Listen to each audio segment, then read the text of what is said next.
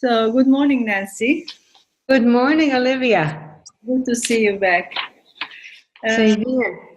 As we agreed on an email, we have an interview connecting to conference 2019 Budapest Gestalt conference, and I have a couple of questions. One is, what attracted you forward Gestalt methodology and therapy at the beginning of your professional? Well, I was very young when I was first attracted to Gestalt therapy. Actually, I was 19 years old. I was in my first year of university, and my university was in the north of New York State, and I was back, I think, for Easter vacation, visiting my family. And friends of my father's were training with Fritz Perls. That was Frank and Ilana Rubenfeld, who were living in New York at the time. And they had organized a professional workshop, a kind of marathon with Fritz Perls in their office down in Greenwich Village in Manhattan. And there were people who were allowed to more or less sit in and watch. And my father and I were among them. And this was a huge revelation for me because I was intending to study psychology. I was just at the beginning of my studies. I was interested in psychotherapy. And what I saw there was just flabbergasting for me. I couldn't believe it. There were these adults so in touch with their emotions and expressing them and crying and being emotionally overwhelmed and seeming to understand something and have insights, and it was just almost too much. And at the end of this workshop, I thanked Fritz Perls, and he said to me, and I told him that I got so much hope from this workshop, from watching him work, and he said, no, it's young people like you who give us hope, and gave me a big kiss. And I was very shocked because I didn't expect a man of this age to kiss a girl of my age. And we went with my father's friends and several others, professionals, for dinner, and Fritz Perls was with us. We went, I remember, to a steakhouse, and he was an impossible flirt. He was eating off my plate, and just, he was a womanizer. Yeah, I was very happy that my father was around, who I usually didn't need to ward off men, but it was it was a good feeling to know that there were other adults around there.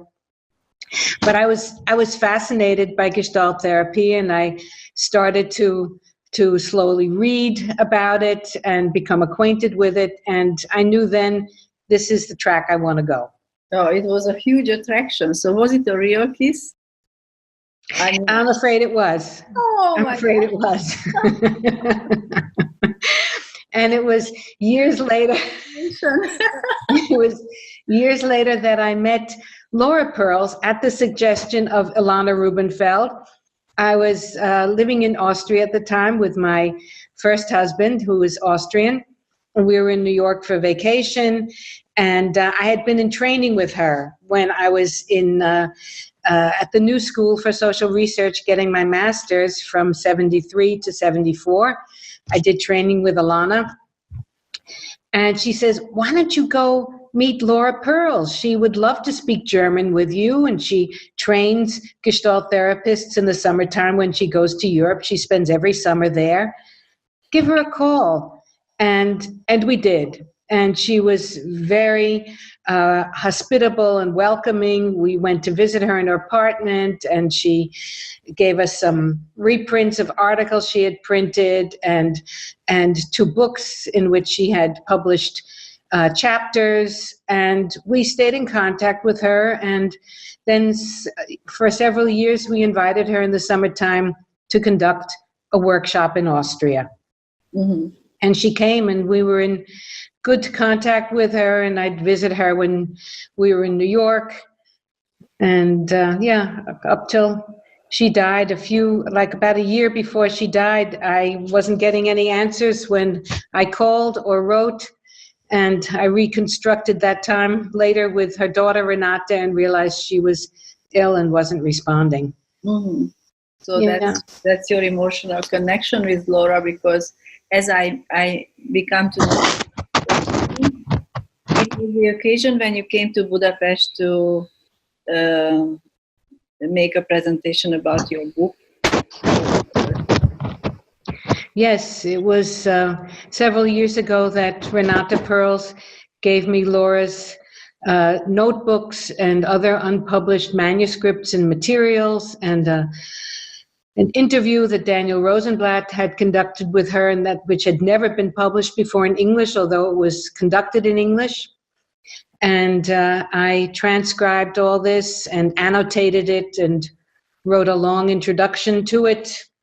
There are hundreds of footnotes also to the interview, and there's a long bibliography of Laura's publications and other publications in which she's mentioned and described. Her work is described.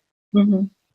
So Nancy, it is out of questions, but when we met in Budapest, your story, how you spoke about Laura and the book you wrote and your process with it, it was very inspiring. And would you mind to speak about here again a little bit, or you don't want to? Well, I could. I don't know exactly what I could say in a brief period, but when I got these notebooks, I was nearly overcome that Renata would entrust them to me. And I wondered why she gave them to me. And she said that Laura cared for me very much and she trusted me and she thought they would be in the best hands. And if she didn't give them to me, she didn't know who would be able to deal with them in a responsible way. So it was an honor. And it was also a huge responsibility, because I needed to scan them and decipher them. They were in terrible handwriting, and they were 70 years old, part of them, and the pages would more or less disintegrate under my fingers when I turned them. And I needed someone who could read the old-fashioned German script in order to decipher them. I had to pay an archivist and a historian to help me go through the books. It was quite a task. It took me 2.5 years, and it was also emotionally a kind of upheaval, because I reviewed my relationship with her and got the entire impact of her life, the way she had to flee Germany, fled to Amsterdam, went to South Africa, new country, new language, all the difficulties of the war, and losing family and friends, and then leaving South Africa again when apartheid became strong, and they went to New York, and again she had to adapt, and the children had to adapt, and naturally Fritz too, and they set up the institute. And how courageous she was, and how she constantly was the keeper of the flame of Gestalt therapy for all those decades at the New York Institute. It was very, very impressive and emotionally touching to realize that, and to read her notebooks, which were sometimes like a diary, sometimes there were letters, sometimes there were manuscripts for lectures, but they were very, very personal. Yeah. Almost as if I were looking into her soul, looking really right into her. And sometimes I realized how lonely and desperate she was, and that was hard to bear. Mm-hmm. So congratulations again for the book. It's really wonderful that you saved the whole from Laura to the next. Well, I'm very, very, very happy that it's available in English and in German, and also French and Spanish. So many colleagues around the world can read it. That's an easy question. I like to work with patients who are motivated. And how do you know Well, that? I mean, patients who can somehow deal with the contradiction of suffering from the way they are right now, the difficulties they have in their private relationships or work-related relationships, on the one hand, and on the other hand, wanting to be loved and accepted just the way they are. It's this discrepancy of, well, I want to grow and change, but don't change a hair on me, you know? Just let me stay the way I am. And if we can work with these two extremes, then it can be a productive therapy. And I'm in it for the long haul. I often have patients for several years who really want to stay with it and want to change some major things in their lives and have me accompany them.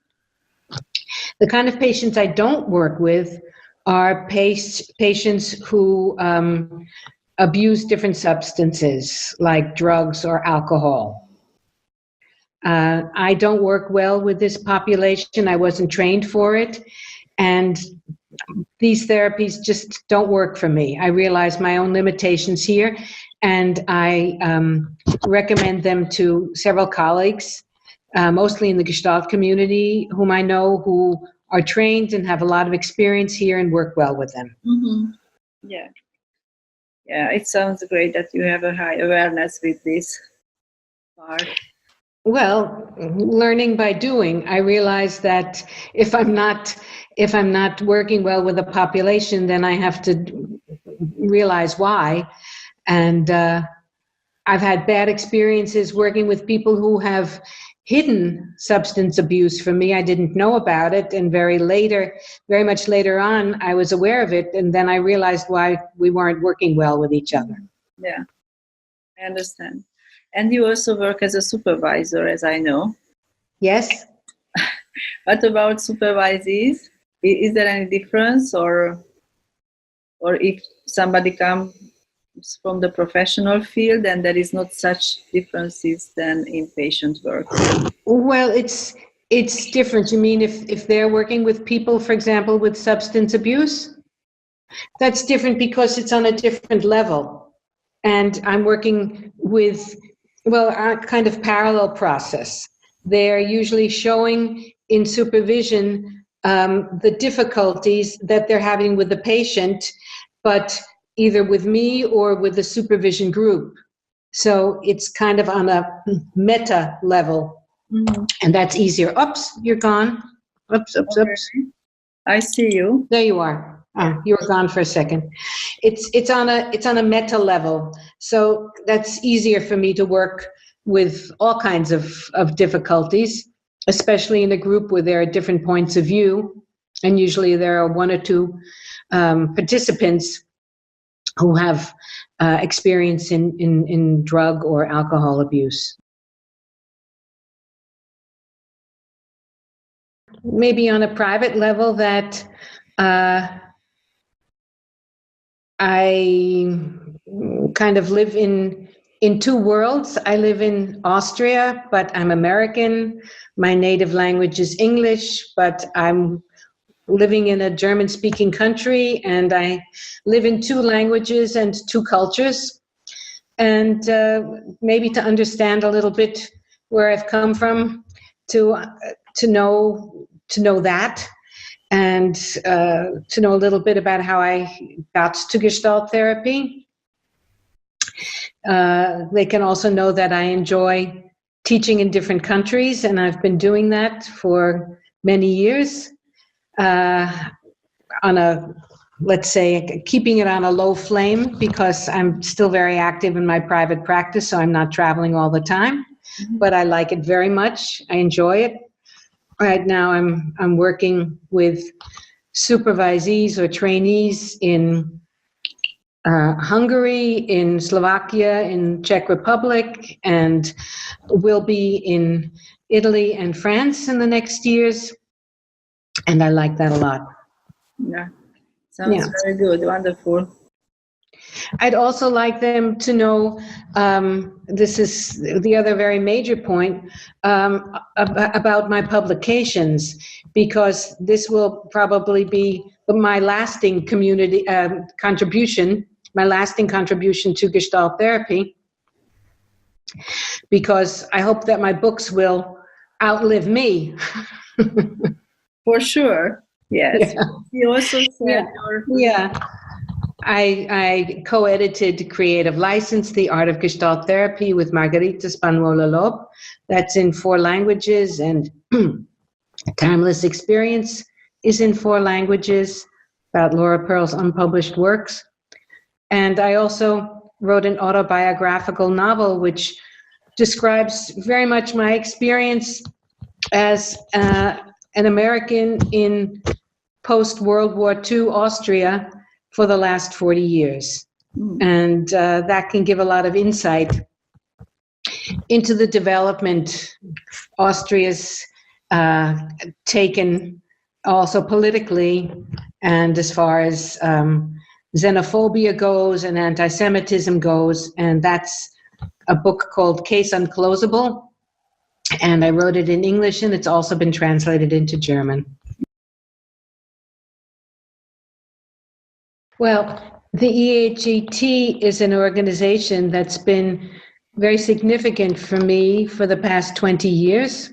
I've been a member for a long time, and for several years I was on the executive board, and I've been chairperson of the Austrian Association for Gestalt Therapy, which is Austria's national organization, and I'm very happy to be the chairperson of this organization. We're very active.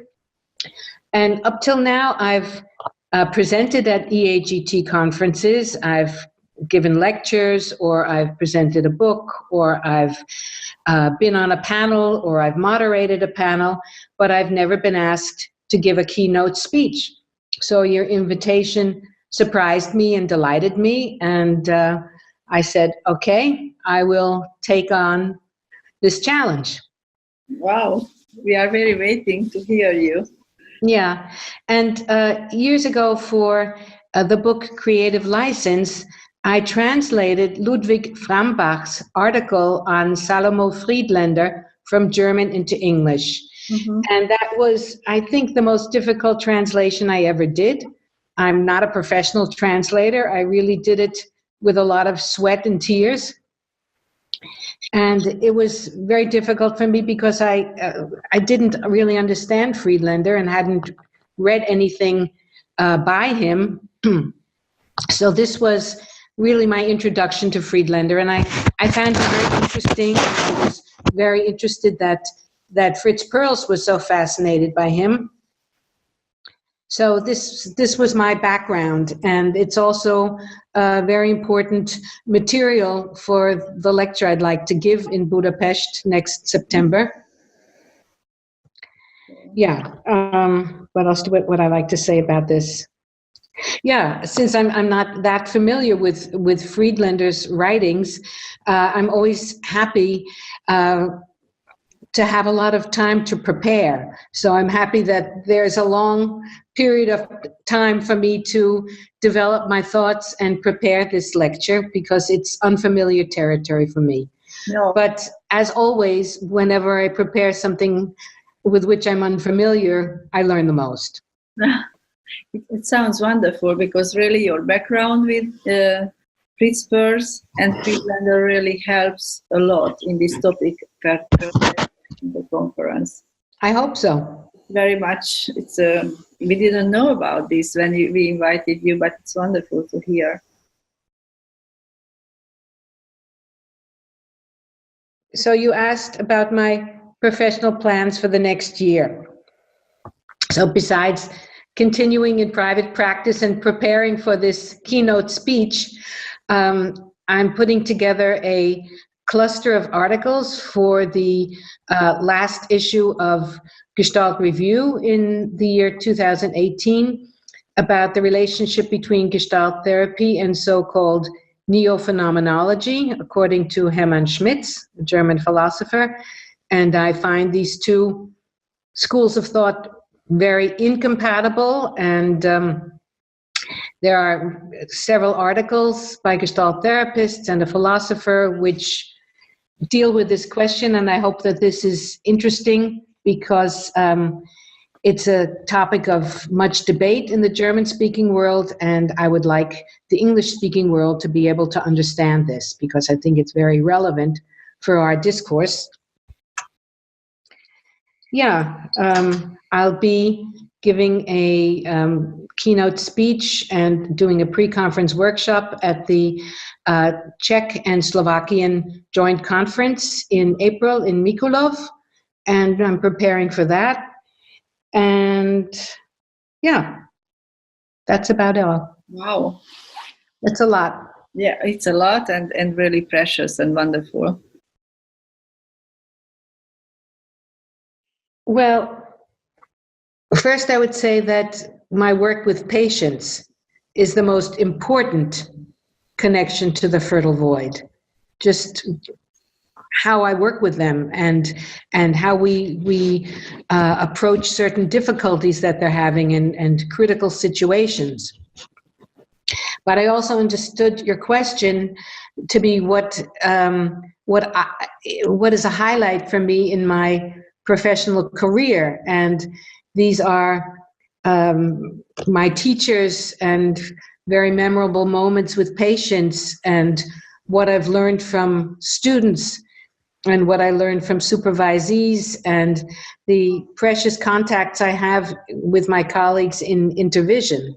This is something that is a source of strength and support for me, and it helps me to renew my own creativity in my work, mm-hmm. particularly since I'm in private practice. Well, I wholeheartedly recommend people to join us in Budapest because the EAGT conferences are enriching and stimulating regarding the contemporary theory and practice of Gestalt therapy, and it's a very rewarding experience.